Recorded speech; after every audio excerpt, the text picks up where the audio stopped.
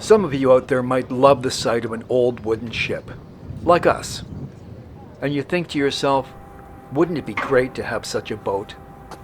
But unless you're rich with deep pockets, forget it.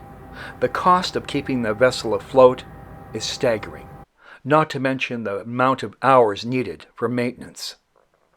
There are some examples of wooden ships making a few dollars for the owners, such as this packer. But chances are, this ship will be gone one day, broken up, discarded, and fade into history. We may be seeing the end of an era, the end of the wooden ship in British Columbia waters. We hope not.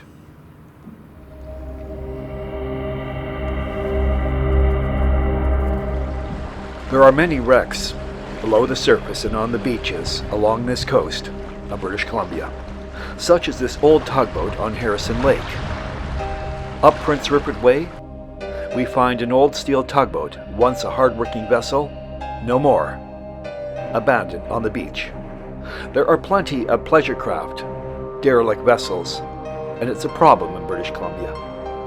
The Queen of Sydney, on the banks of the Fraser River by Silverdale. These scenes are repeated almost anywhere you go on the waters here. Some likely have interesting stories, ones that we will never hear. Some of these wrecks are intentional. Some are not. Dreams lost. A sad end to a dream was that of the Ivanhoe, broken up a years back at Arrow Shipyards after the owners got in over their head and could no longer maintain the vessel. A classic tug, no more. The Swan, which we spent plenty of time on with skipper Alf Talbot. It's gone too. And then you have the cheap Schoogate.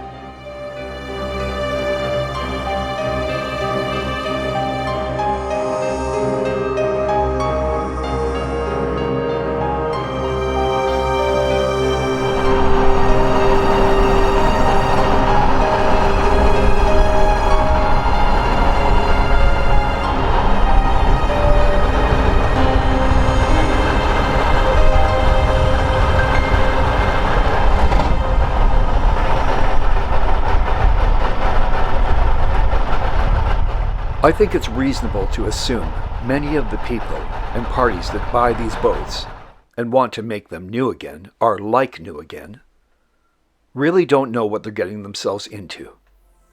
Not just money, but the labor and expertise to make these things happen. Here we see the breeze on the Fraser River, just below Arrow Boatyards. Now, from what we understand, they want to refit this boat and make it like new. Do they have the resources? It has been there for months now. We don't think it will survive. That's just our opinion. So let's say they have the public's backing and everybody's on board, pun intended, to save these vessels, like this one, the Samson, on the waterfront of New Westminster. This vessel is showing its age. There's a lot of work to be done. Are they getting the capital? Maybe. We don't know. What we do know is that many of these things become too pricey, far too pricey, to maintain. Then the decision is made. Goodbye. Goodbye, Charlie. And then it's over. You can see here, this ship needs a tremendous amount of work. Now, before you think we're getting all dark and gloomy, it's about realism. I mean, how important is this history to you, the viewer? To us, it's significant. And that brings us to the Master, the last surviving steam tug on this coast. A priceless gem. Now, that's our opinion. And there is a dedicated group of volunteers and some industry professionals saying we must save this vessel. But like anything else, we're talking about a lot of money. Money.